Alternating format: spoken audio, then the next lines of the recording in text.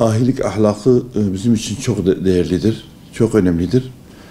Ahilik demek esnaflık demektir. Yani esnaflıkla ahilik teşkilatı, ahilik ahlakı iç içedir. Yani biz birbirinden ayıramayız. Onun için biz esnaflar olarak ahilik ahlakını kuşanmamız lazım.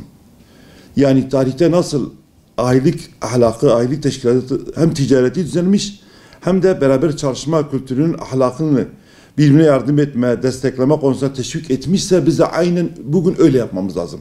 Çünkü bizim için çok önemlidir, çok değerlidir. Ahilik ahlakı dürüst davranmaktır, güvenmektir, yardımlaşmaktır, dayanışmaktır. Adalet gibi ahilik ahlakın temelini oluşturan değerlerin esnaflar arasında yaygınlaşması için çalışmalıyız.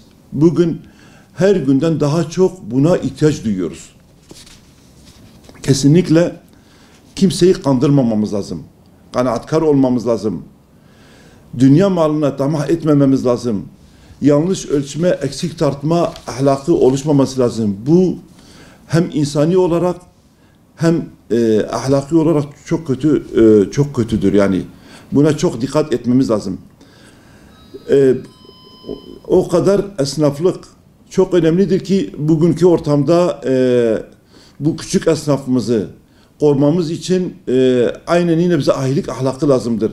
Zira bu zincir marketler, zincir şirketler bu esnafı, bu mahalleliyle müşteriye olan diyalogu da kırıyor. Buna da çok dikkat etmemiz lazım. Bu toplumsal beraberliğe katkı sunuyor ahilik ahlakı. Sosyal dokuyu güçlendiriyor.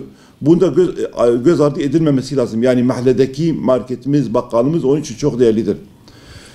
Dediğim gibi tarihte ahilik teşkilatı hem ticareti düzenlemiş hem de beraber çalışma kültürünü ahlakıyla beraber yardım etme ve destekleme konusunda teşvik eder. Bazı dönemlerde, tarihte bazı dönemlerde asayiş olduğu zamanlarda bile kendi çalışma sistemiyle devam etmiş ve yönetime de yardımcı olmuşlardır. Ahilik teşkilatı o kadar bizim için önemlidir, değerlidir ki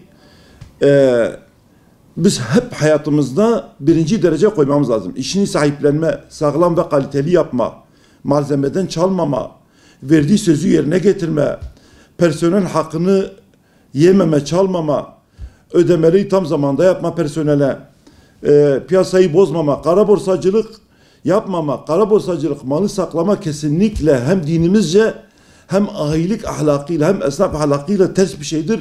Kesinlikle buna çok dikkat etmemiz lazım. Ahilik demek kardeşlikten geliyor. Kardeşlik de öyle bir şey ki, ahilik öyle bir şey ki kendine istediğini kardeşine de isteme, fedakarlık yapma, bencillik yapmamadır. Yani paylaşmadır.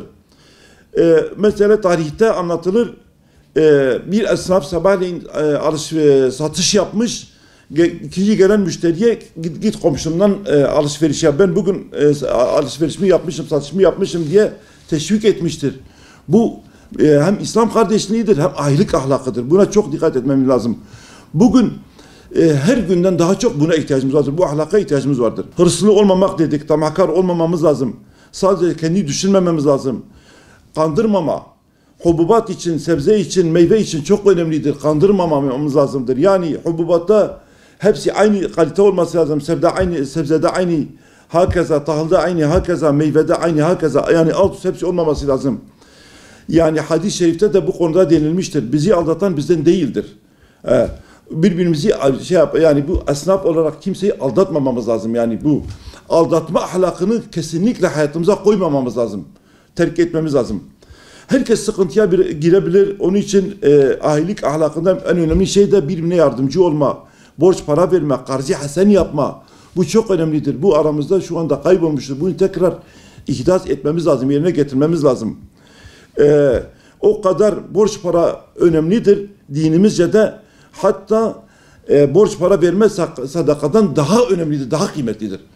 Bu önemli konuları, bu önemli değerleri tekrar hayatımıza koymamamız lazım, yaşatmamız lazımdır diye düşünüyorum.